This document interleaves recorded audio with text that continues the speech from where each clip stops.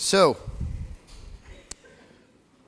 what I like to do now, after I took you into this really quick journey into foundational knowledge, is to look a little bit more, again using the same research tools, but look a little bit more on practical problems, I guess, that problems that, that you're facing.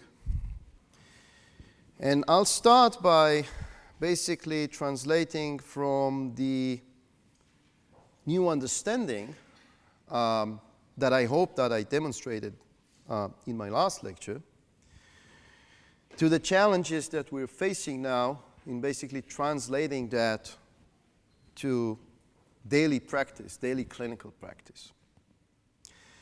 So I hope that I've convinced you now that one needs to look internally, inside, in order to understand what's going on in the tissues, as opposed to just looking on the surface. So this is a slide that I actually changed in the last minute because I wanted to include this cartoon here. That was my, like, when I prepared this trip and lectures, and I looked at this pressure mapping again, I thought, well, that reminds me of that Indian story. That's actually an international story now, of this group of blind people trying to understand what an elephant is by just trying to feel it. And for me, to try to understand all these complex processes that I was just describing that takes on just in the buttocks, right? Not in the entire body, because people in the break, during the break ask me, okay, but what happens if there are respiratory problems or other problems? It's just in the buttocks, even not going systemically. And you're trying to interpret that based on interface pressure. It's like this blind guy over here who is trying to understand what an elephant is by just trying to sense the tail of the elephant. So we need to look internally, and there are two ways to do that. To use directly medical imaging, like the MRI. For example, open MRI, but it doesn't have to be open MRI. For example, if you think about heel ulcers, you can do that using conventional MRI. I mean, the research, and we've published some work on heel ulcers, which was based on looking at the weight-bearing posterior heel using conventional MRI. You can even think about ultrasound. And probably in the future, we'll see more and more ultrasound technologies or ultrasound-based technologies being used to look at the anatomy in terms of the risk assessment process, and also to look at an evolving tissue damage, evolving injury which happens deep, because you need to have some technology to look deeper than what these will offer you. And the other thing is the computational modeling, which I've shown you in the last hour in the context of basic science. And I'm going to use that a lot in this lecture as well, but more in the context of practicalities. Now, going back into assessing cushions. I've shown you that slide before the break. And I told you that these small differences in tissue deformation levels, in internal tissue deformation levels, can mean a lot. And they can mean a lot because this tissue tolerance curve that I've showed you before is so nonlinear that even if you decrease your level of deformations by just a little bit, you can buy a lot of more safe sitting time. And in order to understand, because MRI is obviously expensive, so we can't spend our entire day playing around in the MRI, because I don't have enough research money, and I have enough research money, but not for doing that. MRI time is expensive. But here comes computational modeling to our aid. And the great thing about computational modeling is that you can add features into the simulation that you didn't directly observe in the MRI, but you know that they're out there. For example, I can scan a certain subject with a certain level of muscle, with a certain level of muscle mass, with a certain bone structure, with a certain level of fat mass, and then ask, okay, but what if? What if that same subject would, in a year from now, suffer additional muscle loss? What if the bone, again, will continue with these very typical disuse-related changes to the surface, to the shape, and will change a little bit? What if this person will unfortunately suffer a pressure ulcer in the future, and that pressure ulcer will heal, but will leave a scar? That will again change the structure of the buttocks, at least locally. So here you'll have some kind of stiff inclusion. Basically, scars are stiffer than the normal skin, if it's a skin scar, because when the tissue heals, it heals in a non-organized manner, so you have fibers going to whatever direction instead of this very neat arrangement that collagen in healthy, non-injured skin is having. So you can add all these features in the modeling, which is obviously much more economical than recruiting all these patients that show all these different things and put them in an MRI and scan all of them. So the ability to ask questions of what if makes these computational modeling techniques even more powerful. They not only allow you to look at all these different conditions, but also to assess risk of populations without doing these 10,000 patient studies and then relying on statistics to try to identify the factors and all the interactions that were playing in there. But rather, they allow you to isolate effects, particularly if these are biomechanical effects, but a lot of it is biomechanics. So you can isolate effects.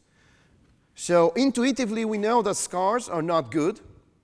And when I speak to clinicians, again, I'm not a clinician, but when I speak to clinicians, they tell me if a patient had a pressure ulcer once, that will certainly will put him in a greater risk to have another one. That's what I'm hearing all over the world. And so I decided that we should do some of these scar studies to really, since there's always the issue of resources, can be the cost of the cushion, can be the cost of care in general, again, to try and understand which scars are worse than others. And so, for example, a deep tissue injury can sometimes resolve, particularly if by chance or not by chance the right things are being done and the tissue is offloaded in time. But then again, much like in skin, these deep tissue scars will exist and will affect the load transfer in the tissue because they will again create a piece of tissue that is stiffer than normal. You can have obviously superficial scars affecting also subcutaneous tissues. You can have sandwich type scars. Colleagues in Japan have shown these in ultrasound studies. I call them sandwich. I think the Japanese also call them sandwich scars because you have these two scars, one on the surface, one internally, and in between uninjured tissue. And then there are these hourglass-shaped scars, which can be thicker or thinner. And you can look at each of these and map basically the risk in having each of this in terms of reoccurrence of pressure ulcers. And you can take all of that and look at how it behaves in interaction with the cushion. So I'm going back now to the simulations that we are developing over the last 2 years, as Kara mentioned, in collaboration with Roho. First of all,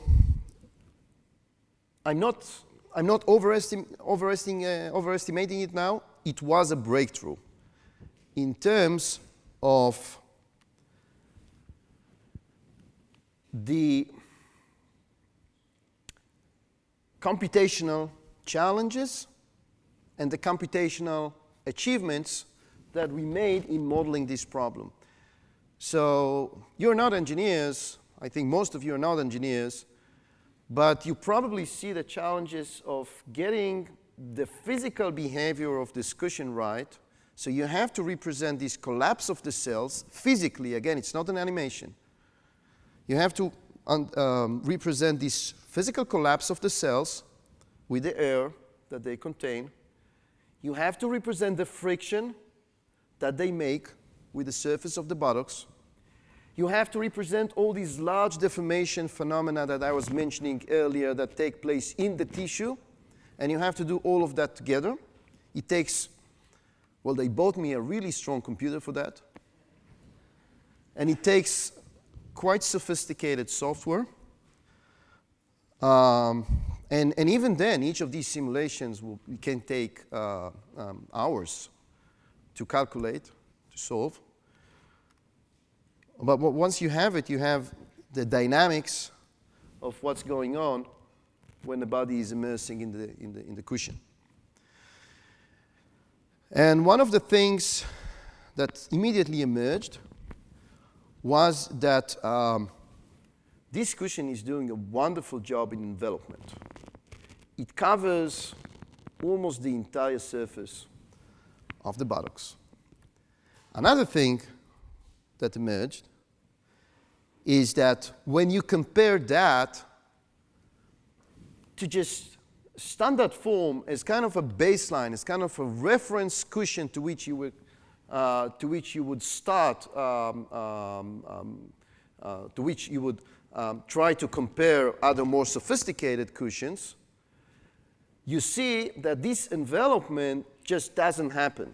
So even with cushions that have realistic stiffnesses, but they're just simple forms, the kind that you have on your couch at home or something like that, even medical forms, they don't achieve the same level of envelopment. Now, the next thing that emerged was that this level of envelopment correlates very strongly with the internal tissue loads. And not only that it correlates very strongly, it's correlated in a very nonlinear, what we call manner. So by adding just a little bit more of envelopment, you can reduce these internal tissue loads here at the bone-muscle interface by a lot. And if you look at the scale here, this is the scale of internal tissue loading. We call it stress, which is basically the engineering term of the force that is transferred through the tissue per unit of area of tissue, kind of a normalized measure of a force, an internal force. You see that the scale here is in kilopascals. Pascal is the unit where you measure stresses. Kilopascals mean thousands of. Where here, it's less than 1 Pascal. So orders of magnitude away, actually 10,000 times difference. So even though you see, as you would expect, these red colors here at the bone-muscle interface, these red colors here are, again, 10,000 times basically lower than what you get here. By the way, on the surface, these orders of magnitude differences do not show, do not manifest. You have to look internally. Again, think of that pencil that is pressing against this foam and this localized loading that you see here.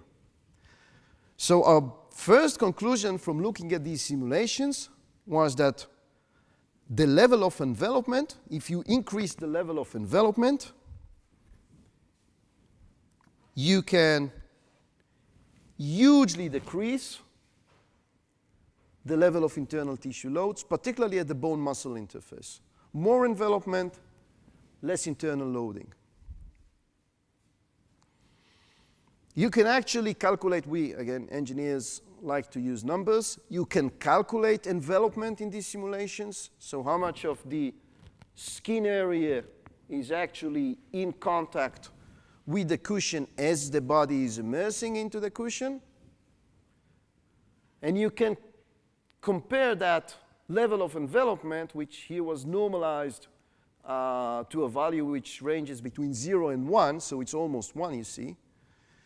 You can correlate that to the level of internal tissue loading. So if you compare foam cushions with different stiffnesses to a Rojo-type cushion, you see the huge differences in envelopment levels, including in cases where you have these pathoanatomies that I was describing in the last lecture, these bone adaptation, these muscle atrophy, a combination of those during a spastic event, so S stands for spasms. That's also very relevant if you have a spinal cord injury. Even if you change the stiffness of the foam cushion, it does affect the envelopment level by just a little bit. It doesn't change it a lot. But with all these events, with all these pathoanatomical and pathophysiological changes going on, you still have a very high level, again, above 0.9, where the maximum is 1, for a Rojo-type cushion. And when you plot the internal stress levels of these different cushions, it's not surprising, but based on what I've just said, that, again, 10,000 times difference between stress levels in the air cell-based cushions and the foam cushions, with the foam cushions provide much higher values. But what also was interesting, on top of that, is that when you describe, in the computer simulations, when you describe all these pathoanatomical, pathophysiological changes that takes place in the body, what you see, for example, when you look at fat tissue, what you see is that these pathoanatomical changes that will affect most of the spinal cord injury population will tend to increase the deep tissue loading. That's not surprising. We've seen that before. I've explained that before. I explained why that happens, and we've looked at all these MRI images from the spinal cord injury patients. So that's not surprising. But when you use an air cell-based cushion, it looks like the level of envelopment, which is reducing these internal tissue loads, is also able to neutralize the effect of the pathoanatomical changes. So these are certainly not increasing the level of loads. I wouldn't want to say that they decrease, because sometimes a combination of them tend to increase them by just a little bit, but there's certainly no trend of increasing the load levels when compared to this reference, the R configuration, the reference configurations where the pathoanatomical changes are not present.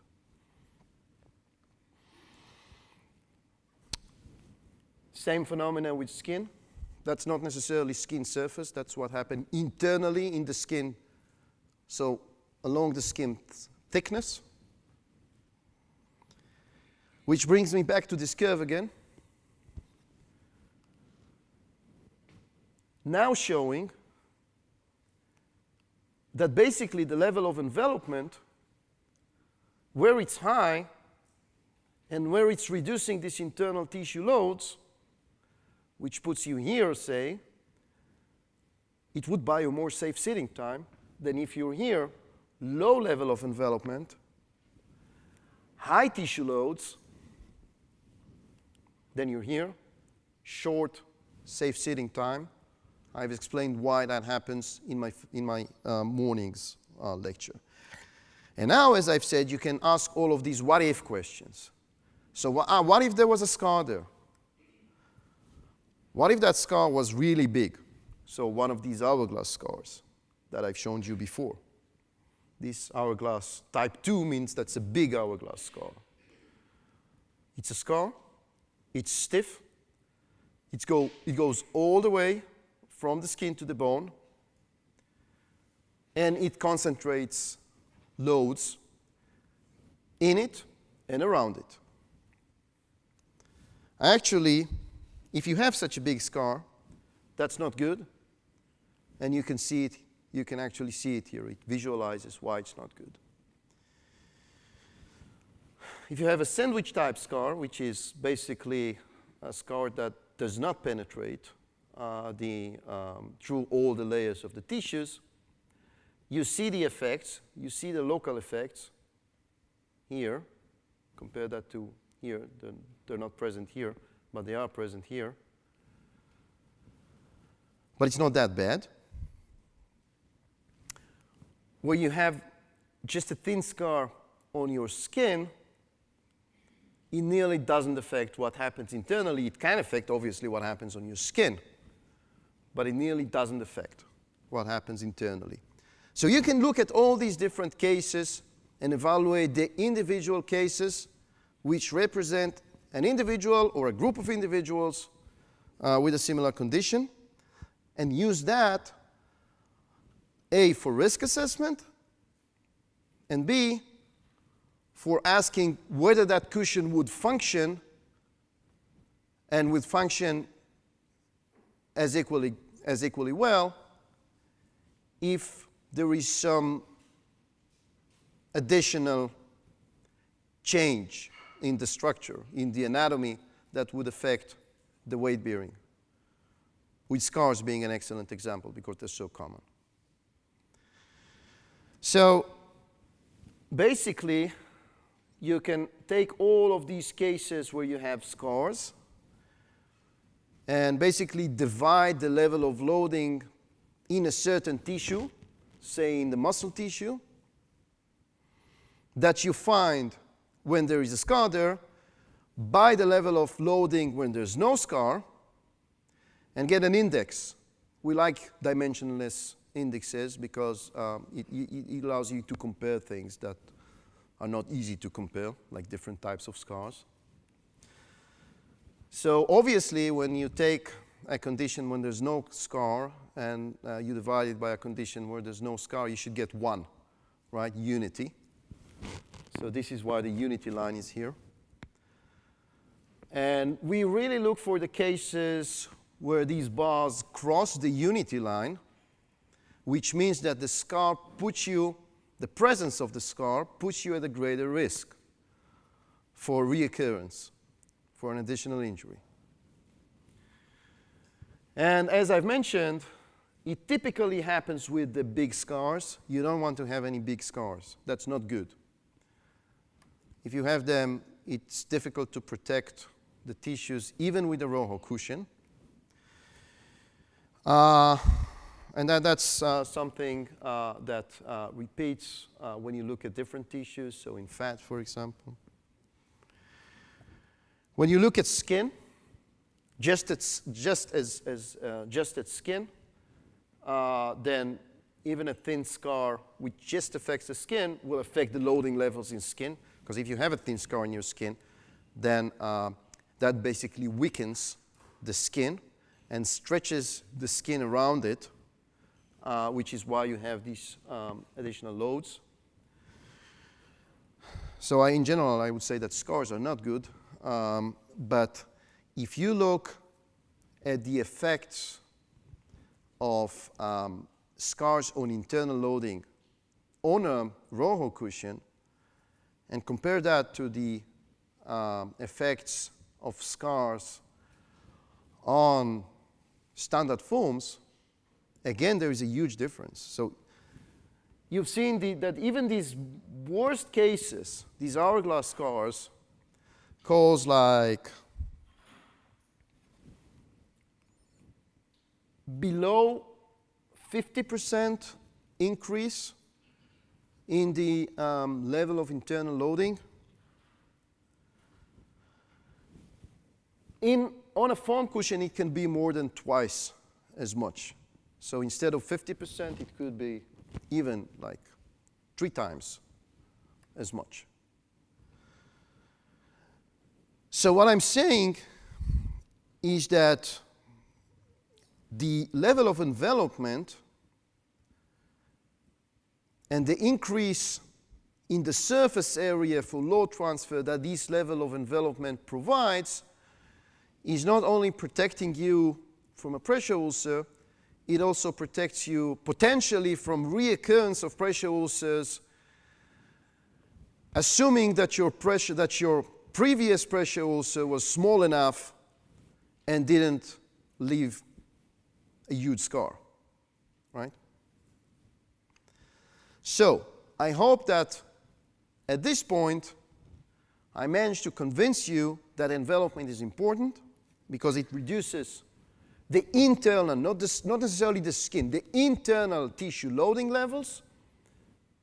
So if that was a very stiff surface, say a wooden chair, wouldn't create any envelopment or would create very little envelopment just in the contact between the buttocks and the surface. Your internal loading levels would be here, which is why you would get a pressure ulcer on it very soon. And as you increase the level of envelopment, you buy yourself much more safe sitting time, and even a small increase can manifest a small, you see this? Even a small decrease in the levels of tissue loading can buy you much more safe sitting time due to the non-linearity of the curve. Sorry, I have to use engineering terms here. Okay, so high envelopment is good, but there are different technologies to provide that, right? It's not only air cell based, it's not only ROHO. You can do it by other approaches, one of which would be to fit you with the perfect shape of your body. So get a contoured foam cushion, in simple words. Get a cushion that perfectly fits the contours of your body, that will envelope you perfectly, and that should work. So this is what we wanted to do, to see if these are the same things. That's a very interesting question. I've just been a month ago at the International Seating Symposium in Vancouver. And that was my first time in the International Seating Symposium. I was walking through the exhibition. I was amazed. So many different solutions, so many different cushion technologies. For me, as an engineer with some experience, it says that you probably don't understand the problem at all if you have so many solutions to the same problem. So I wanted to take like 2, because standard like flat foams, you wouldn't really use them on a high-risk patient. I wanted to take 2 different approaches and to compare this, maybe not directly, but to see what would be the performances of these 2 different approaches using the same tool, which is computer simulations. So I'm reminding you again of these issues of the pathoanatomical changes and the pathophysiological changes that happen in, again, the population that we are very interested in, which is spinal cord injury patients. And I've listed them here again We've talked about probably all of them besides this one. There's also disuse response in the skin. There's a disuse response in any tissue of our body. Once we lie in bed for prolonged times, well, the classical example would be astronauts, right, that go to the space station and then go back, and then you have to put them in wheelchairs immediately, right? Why is that? Because their bones are so fragile. The muscle mass has been reduced so much. The same thing happens in bed or in a chair. If you chronically sit or chronically lie down, again, going back to what I've mentioned about maintaining the muscle masses of your patients, the same thing will happen in a chair or a bed. And I've adopted this curve, which I liked very much from a paper published by someone else, not by me, in spinal cord a couple of years ago, that shows you how fast you lose muscle mass and how fast you lose bone mass after a spinal cord injury. Within weeks, it's gone. And you see all these changes that I've shown you in the MRI scans. So if you start from a structure like this, within weeks, you'll have something which is more similar to this, and within a year or so, you end up with a completely different anatomy, and I've shown you that before. Now I've just basically summarized this in a scheme, right? But all of these changes to the bone contours, these changes to the muscle contents, the fat infiltration, these are the white stripes that you see here, changes to the muscle mass, more fat tissue, as muscle is being replaced by fat, but also as the patient is, as happens many times, gaining weight. So within months to years, you would typically end up with a different anatomy, either internally or externally, or both. Typically both. So if you had a cushion that was perfectly fitting, after just a couple of months, it wouldn't fit anymore. Now, I've been told that in the United States, the reimbursement policy is changing now, and they move from allowing a patient to change their cushions once in 3 years. In 3 years' time, they move to once in every 5 years. If you think about that, even 3 years is a huge amount of time. Because what they tend to forget, that it's not only the cushion which is changing. Of course, it wears out, and it changes its properties and its structure. It's also the patient's body, which is constantly changing, particularly in this population. So we've decided that we'll try to simulate that and see what happens. And I like the simulations very much. They are quite new. We didn't even publish them yet in a journal paper. And what they show is basically what I told you. Assuming that you fit a contoured foam cushion to an individual close to the event of the injury, I don't know to say how much close. Could be weeks, I don't know. Right? And it fits very nicely. It's all blue inside. Blue is good. Very low levels of stress. I would say comparable to the Rojo cushion. After spinal cord injury, the patient would typically experience what we call a catabolic response in their tissue. It's kind of a shock response. Sometimes manifested by loss of weight. There is some loss of weight. So the cushion is not fitting anymore. All this very nice confinement where your body was so well enveloped is gone now. There is these gaps now because the patient had lost some weight, which allows the tissue to expand laterally. And that will bring you closer to a condition as if you had like one of these flat foam cushions that don't produce much of envelopment but allow this lateral expansion. This lateral expansion means that internally you'll have large deformations. So compare this color to this color. It's all on the same scale. And that's because there is shear, because the tissues are allowed now to move laterally. So there is shear right under the bone. There is tension because the tissues are elongating, basically. They're stretching under the bone as they bear the body weight. So you end up with greater level of stress, not by a huge amount, but it's there.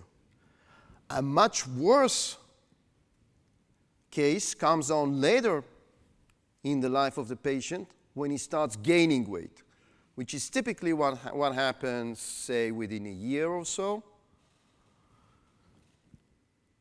And then look at what happens. So again, the cushion doesn't fit from the other side of the scale, right?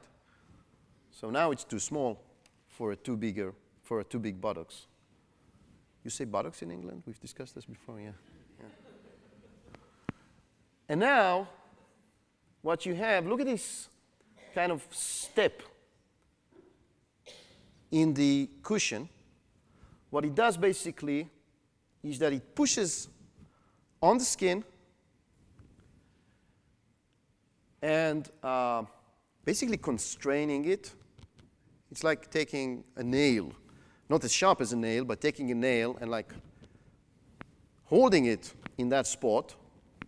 But the tissues need to go somewhere, right, because of this body weight that needs to go somewhere. So they deform here. There's no constraint here. So you have this huge shear between your fat, which is free to slide over the muscle here, and the muscle, right? So it's constrained here, sliding here, huge levels of shear compared to here. Here there's nothing, right? Now if you combine that with these pathoanatomical changes that I've mentioned, particularly with this fat infiltration, with this atrophy of muscle, which is accompanied by the invasion of fat tissue into muscle tissue. You can see that very well here. This is another MRI scan of a spinal cord injury that we have scanned. Then you not only have this huge shear at the at the fat muscle interface, you also have it internally in the muscle as these muscle segments slide against each other, and in between there's just soft fat that can't prevent it, really can't resist it. So this is all adding together and creating this huge effect of internal tissue shearing in the, I would say, mid to long term of using the cushion. So envelopment is really not enough. You need something in the cushion which will respond to these changes that take place in the patient's body. Because the patient's body is also a dynamic system. It changes. It doesn't stay the same like the cushion. Even the cushion changes. So, again, as engineers, we like to quantify things. So we've just plotted these, what we call histograms, basically showing the domains, the ranges of exposure to stress in each of these conditions as the body gains body weight and fat mass, and also initially where there's this catabolic response. And basically you see that as you move chronologically between the conditions, so you start here right after injury, then the body loses some weight, then it starts to gain weight, you basically shift the stress levels internally in the tissue, particularly in fat, you shift them to the high levels. If you look at strain levels, so strains again are relative deformation levels, and particularly at shear strains, which is what I've shown you in these animations, you see that you start with strain levels that are okay for both fat and muscle tissue. We know that from our tissue engineering work. 0.5 or 50%, that's the same thing, is tolerable. But very quickly, as the body changes, it shifts to levels that are clearly, we know that based on our tissue engineering experimental work, are not tolerable. So basically, I don't know if it's after a couple of months or after a couple of years. It depends on the individual and the lifestyle and and nutrition and many other things. But basically, one doesn't even know about it, but one slides from the protected zone to a zone where he's exposed daily to a risk of a deep tissue injury. And there is one other factor that needs to be taken into account in this very complex equation, which is how the individual is using the cushion. And I'll just give you one example for that. That is also a joint project that we have done together with Rojo that doesn't even connect to the Rojo cushion directly, but I think that it added fundamental knowledge to the field on how the intrinsic characteristics of using the cushion are affecting the internal tissue loads when the body is being supported. So we focused on these push-ups, these pressure relief maneuvers that that individuals who are able to do should do. And now putting for a second my other hat of the European Pressure Ulcer Advisory Panel, we published guidelines. And in these guidelines, we say what I just said, that one needs to change posture and to relieve tissue loads. It says pressure, but I prefer the term tissue loads after everything that I've told you. And one needs to do that, say, every 30 minutes or every 20 minutes. But it never says, not even in our guidelines, to which I'm responsible, it never says how to do it. It just says that you need to do it. Now, since, as I've shown you, you can basically capture all the dynamics, all the time course of this internal tissue loading when you do this computer simulation, it was interesting to see what is the rate of loading in the different tissues. How does, for example, the rate of loading in skin compares to that in fat?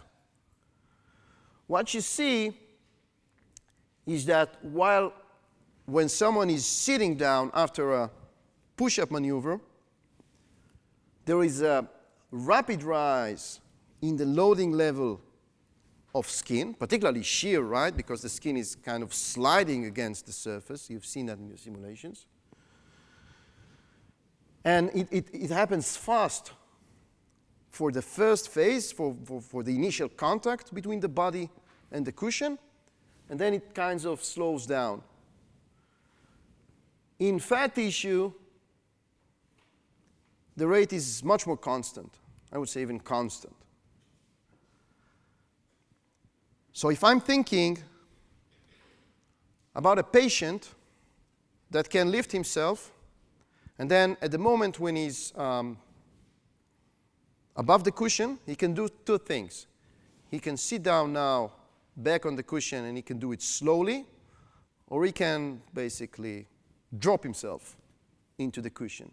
Now, biomechanically, if you look at these curves, the skin, because of the higher loading rate here, is at risk of injury, basically tearing, as the surface of the body meets the surface of the cushion. And it doesn't say anywhere that you need to do it slowly and gradually. Maybe you understand it intuitively. I'm not sure that all the patients understand it. But here is a piece of evidence why you should also think about how the patient behaves with the cushion, and not just about the structures, either the structures of the tissues or the structures of the structure of the cushion. It's also about what you do with the cushion. And there are also other factors that play a role in this. So, for example, this phenomena that I've just described, if you sit faster, if you fall to the chair, and the stiffness of the cushion, that again doesn't refer to raw products or air cell-based products in general. It refers to just simple flat foam cushions, but the phenomena is important. If you sit down and you basically are falling onto the cushion, and the cushion is stiff, then it's even worse. If the cushion is softer, then it can maybe absorb some of this. But the bottom line of it is don't fall into the cushion. Load your skin and your other tissues as well, mildly and slowly. If you think about the disuse-related changes in the tissues, particularly in the skin, which makes them more fragile, makes them more vulnerable, that's even more important to not load these tissues rapidly. If you have a scar, then that becomes even more important. And if you have specific types of scars, for example, in these types of simulations, hypertrophic scars, so the kind of these scars which basically are big scars, they have this curvature and they're stiff. If you have these types of scars, your what we call stress dose, which basically is the loading dose that these tissues would suffer, will be the highest. And then that also implies that, first of all, surgically, when you correct the pressure ulcer, you don't want to leave that scar, because that scar will put that patient at risk until the end of his life. So you want to have something smooth. Well, you don't have much control on the softness, but at least the surface, the closure, the surgical techniques need to be taken into account. And then also the patient's behavior. So I'm wrapping up, or I'm starting to wrap up now. We all know, and it's in every guidelines that you will pick up from anywhere around the world, that it's important to use a cushion. It's important to use a cushion that doesn't bottom out. So it's important, actually in some guidelines it says it's important to use an appropriate cushion. What's appropriate? Kill me, I don't know. Especially, again, going back to that exhibition in Vancouver, it's very confusing. And I guess from your perspective, it's even more confusing. So we need evidence, and we need basic research. And that's where bioengineers can play a role, because in other areas of medicine, bioengineering has actually revolutionized technologies and treatments. If you think about cardiovascular, the cardiovascular arena, the orthopedic arena, stents, joint implants, that's all bioengineering. What do we do for wounds? Not much, because of many, many reasons. I can give a whole seminar on that. But the bottom line is that things are changing now, which is good. That was very evident in Southampton in our focused meeting. And things begin to be more and more supported by science, by basic science, kind of the work that we do, and also by clinical evidence-based research. And when these two combine together and they point to the same outcomes, that's good. That's the way that other fields of medicine are making progress. I've showed you why interface pressure measurements are just not enough and you need to look internally. I showed you that there are imaging techniques that are able to do that now. And there are other imaging techniques actually that I didn't mention. For example, tagging MRI. That's an imaging technique. You can read about it. You can Google about it. That allows you, even without finite element modeling, to look at local levels of tissue deformations. Basically, it does the finite element process on the image. So it divides the MRI image into these little elements and does these calculations. So you can say it's similar. It is similar. But the bottom line of it is that if you combine standard imaging with more advanced computer-based techniques to look at the localized loading levels internally, then you've done something very important for understanding why pressure ulcers happen. Actually, pressure ulcers, I'm starting to think, is not a perfect word for it. It's basically deformation injuries. That's what they are. I've showed you the importance of envelopment. And I've showed you that by increasing envelopment, you can reduce tissue loading levels by, say, 10,000 times. But that envelopment needs to be smart. It needs to respond to how the body behaves and how the body changes over life, short-term and long-term. And I've used, in a paper that I've just published recently, just months ago, in ostomy wound management, I've used the term adjustability. And adjustability can mean different things, but they all connect. It can mean that the cushion fits what the patient needs and wants to do. So, for example, to support his posture, so he's stable on the wheelchair, but also to allow him to reach, so that he's able to do whatever he wants to do and whatever he likes to do. But at the same time, not only provide the envelopment, which is so important, but then adapt this level of envelopment to the changes that take place inside that patient, internally in the anatomy and the physiology. And then the last component that I referred to in that complex equation was the patient's own behavior, how the patient interacts basically with the cushion and with the wheelchair. It's not only the cushion, it's also the wheelchair, but that's a topic for a different lecture. And there are intrinsic factors and intrinsic risk factors. So again, pressure relief behavior, inclusions in tissues like scars. And if I would need to summarize everything that I've delivered in these two sessions in just one slide, well, I came up with these equations.